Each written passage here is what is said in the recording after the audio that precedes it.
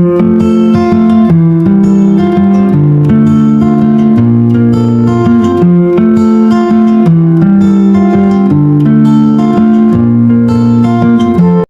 day mga kabady, 9:06 na ng umaga.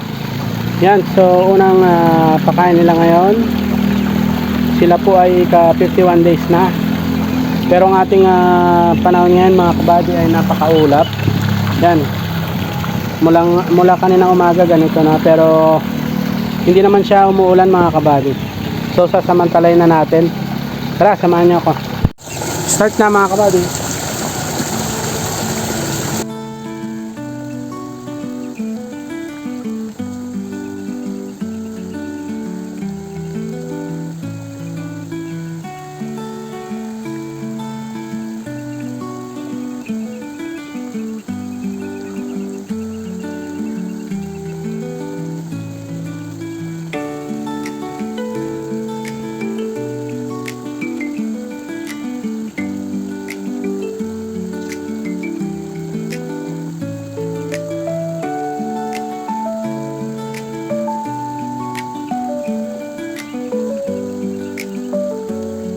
Yan mga kabady, naibigay na natin 2 kilos. Yan, tignan nyo yung ating kalangatan. Talagang na-cover halos ng maitim na ulap. Yan o, pasikat na si Aring Araw.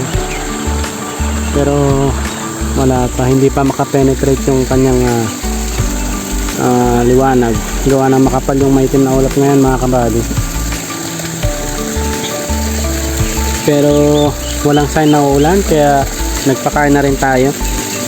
Yan, binigyan ko na sila ng saktong pagkain doon sa may malapit sa may exitan ng overflow. So dito na lang tayo magpapakain. Yan na sila mga kabady, oh.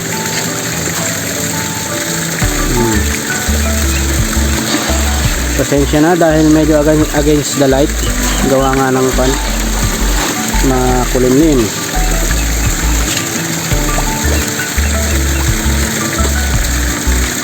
Pero at least ay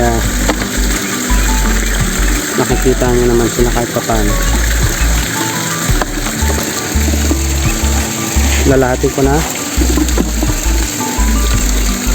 Yan, medyo umaano na, lumiliwanag na mga kabady. Yan, sa wakas sumilip na si Aring Araw. Yan, kapag ganyan yan mga kabady, baka sakaling matunaw na yung mga maitim na ulap na yan. So ngayon nakapagpakain na tayo, baka sakaling mamayang tanghali makapagpakain din. Yan.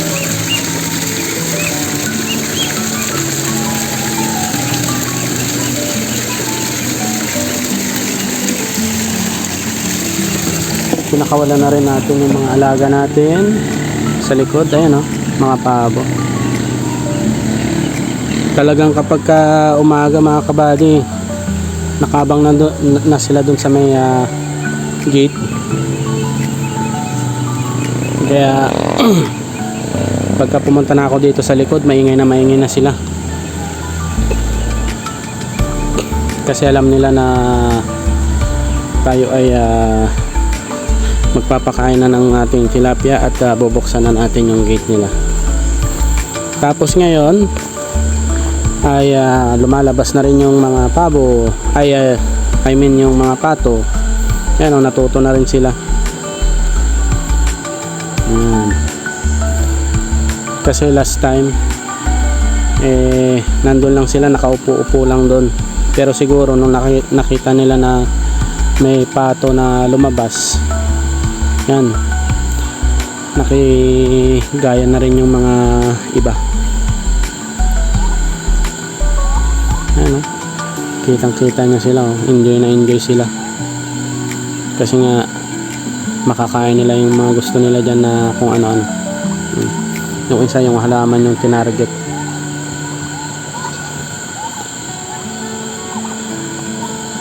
Tapos pansin nyo yung damo doon, di ba?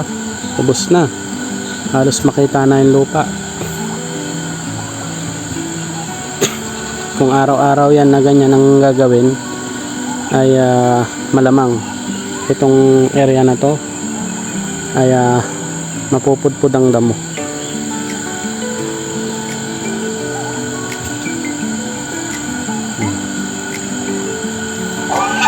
Yan, so may mga floating pellets pa banda ron sa kabila. Dito nakailerad yan yung pagkain nila.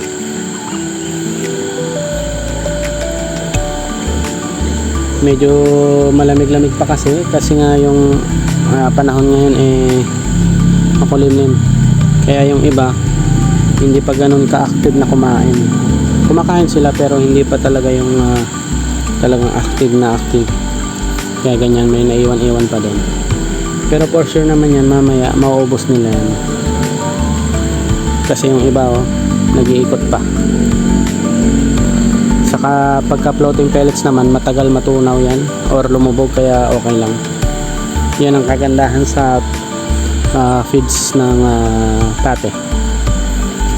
Kahit 30 minutes, isang oras yan dyan, nakalutang pa rin yan dyan. Yan, so mga kabady, naipakita ko na sa inyo ang kaganapan ngayong umaga. Sana lang ay mamaya hindi na umulan or hindi umulan. Yan, para nang sa ganun makapagpakain pa rin tayo sa kanila ng kompleto. Yan, so update ko ulit kayo mamaya mga kabady. Yun, update tayo mga kabady. Mag-alauna na. So tayo po ay magpapakain na, pangalawang kain ng ating mga tilapia. At ang ganda na po ng panahon. Yan, natunaw na yung mga may itim na ulap kanina umaga. Kita nyo ba sa likod ko? Ayan, blue na yung kalangitan. Kaya sasamantalain na ulit natin magpakain mga kabady. Tara, samahan nyo ako. Start na.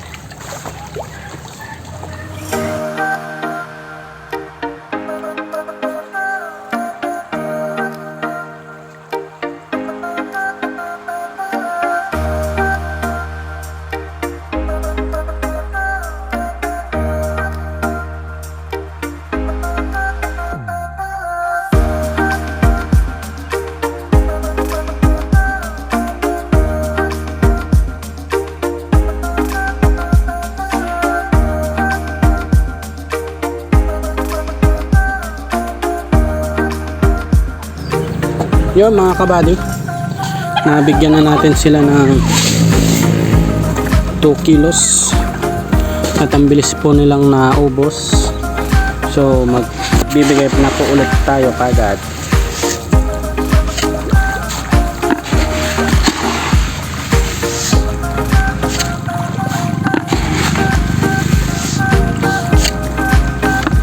And kung napapansin nyo ay hindi ko pa po inon ulit yung solar, gawa ng kaninang alas 12 ko lang pinatay. Yan. So mamayang alas 2 na lang ulit bubuhayin. Tapos ang ganda na ng panahon mga kabady, pero dito may mga namumuuna naman. Yan. Pero matagal pa yan, mamaya pa yan. Lalahatin ko na mga kabady. Yun, bali yung pinapakain natin ngayon ay 2.5 kilos, pero parang basic na lang ulit sa kanila to, kaya try natin ulit magdagdag. Baka bukas or sa susunod na araw mga kabady gawin na natin mga 2.8 kilos na per pakain. Yan, tignan nyo, ang bilis nung 2.5 kilos. Sa bagay nga naman, tignan, lalaki na nila. Parang kulang pa sa kanila. Yan. Kaya huwag na natin masyadong patagalin at magdagdag na lang tayo. 300 grams pa ulit. Nang sa ganun maibsan talaga yung kanilang gutom at masatisfy talaga sila sa pagkain. At kanina mga kabady, nung bago ko patayin yung solar, nakita ko pa yung isang red tilapia. Bukod tangi na lang yan mga kabady. Kala ko naubos na ng kingfisher lahat, so try natin siyang hanapin kung nandito pa. Nakita ko siya kanina, yung sinasabi ko dati na parang koi, yung kulay, yun yung natira. Pero ilang araw ko siyang hindi nakita, kanina lang ulit. Hindi ko lang alam kung nasan siya ngayon.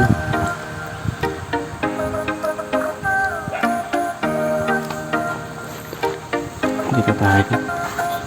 Yan, dito sa bandang exit ng overflow, marami-rami pa. Yun o, naanod na naman dito yung feeds mga kabali.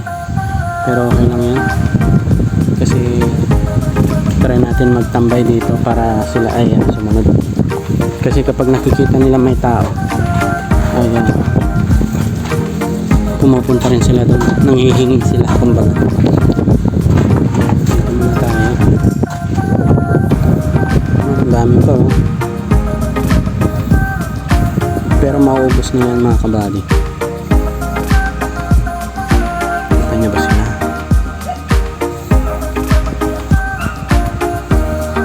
So kaya yung red tilapia natin, natsambahan ko lang siya makita kanina eh.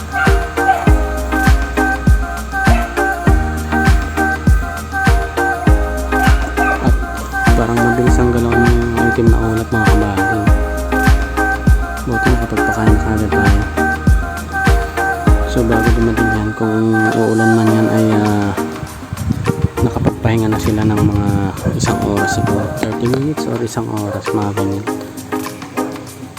Pero bubuhayin ko na lang ulit yung solar pagka alam natin na parating na yung ulan, nang sa ganun ay dumami yung dissolved oxygen at nang hindi sila maglutangan. Yun lang lagi yung nakakatakot mga kabady, after magpakain tapos ulan agad ganyan. Eh lalo ngayon tirik na yung araw tapos biglang mainit tapos biglang lalamig. Konti na lang, ito na lang yung kakainin nila mga kabady. Yan, dumating na iba.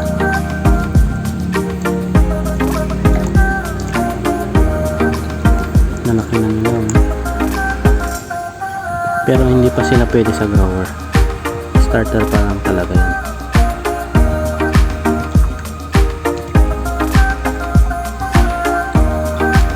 Konti lang.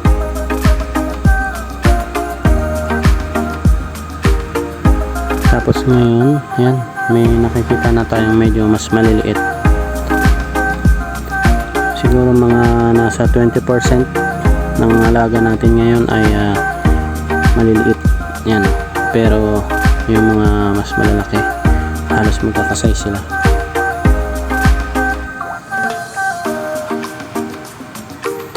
Pero hahabol din yan mga kabady, gawa nga ng sinusunod naman natin yung DFR. So hanggat hindi sila umabot dun sa desired na timbang, hindi pa naman tayo magsishift. Kumbaga magdadagdag lang tayo ng mga pagkain sa kanila.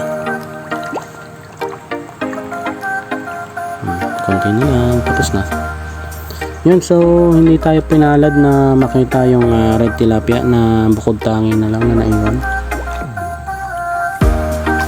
Yun, so pagka nakita ko mga kabady ay tatry kong i-video nang sa ganun ay makita nyo siya ulit.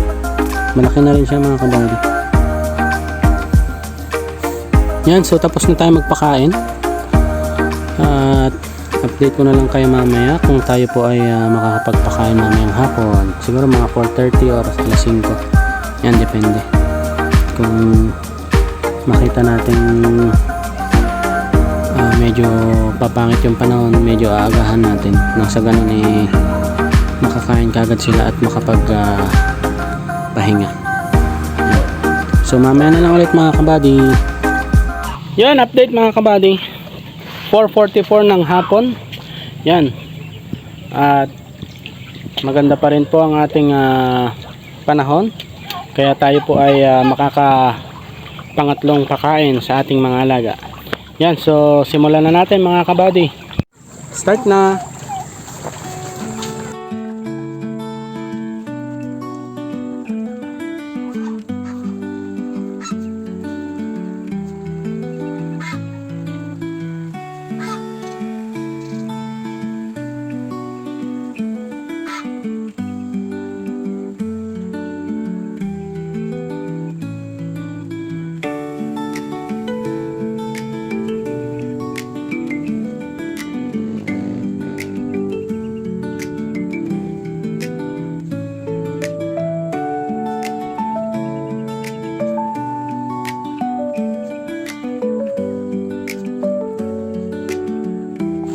Yan mga kabady, konti na lang to, mga nasa 200 grams. At salamat naman dahil hindi umulan ngayon. Nakatatlong kain ng ating mga alagang tilapia. Yan. Kasi kung makikita nyo, ano, di ba lumiwanag na compare kaninang umaga na sobrang kulimlim. Pero after natin kasi magpakain kanina umaga, sumilip na si Haring Araw, dire-diretso na yung mga kabady. Then to mga to, kanina pa sila kumakain ng mga damo pero hindi rin sila makapaghintay na bigyan na rin natin sila ng pagkain nila talaga. Yan kasi yung routine nila. Kaya kahit pa nakakakain sila ng nakakakain ng damo, hindi nila nakakalimutan na kapag nakita tayo, ang iniisip nila papakainin na natin sila. Yan, so konti na lang ito mga kabady. Susunod ko rin yan na papakainin. And then bukas, kapag tayo ay pinalad ulit na magpakain, try natin na magbigay na ng 2.8 kilos ng starter. Dahil ang bilis na po nilang maubos, at pagka naubos nila nanghihingi pa sila. Yan, kita nyo pa ba sila mga kabady? Ito, ang dami dito kapal.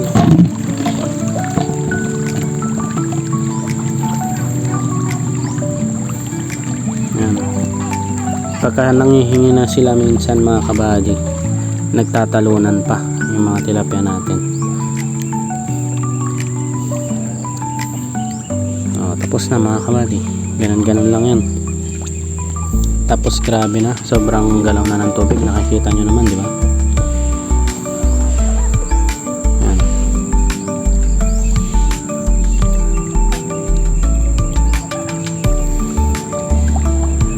Paikot-ikot pa sila dito, pero yun nga, gusto ko pa man bigyan sila, pero bukas na lang na dadagdagan natin yung pagkain nila. Kasi hapon na, baka biglang umulan sa gabi at maglutangan pa sila. Yan, ayaw natin yan. Tama na muna yan, at least naka full pakain sila ngayon. Yan, ang pan pa nila, ang aggressive pa nila. Grabe, yan. Naririnig nyo ba yung paglangoy nila mga kabady?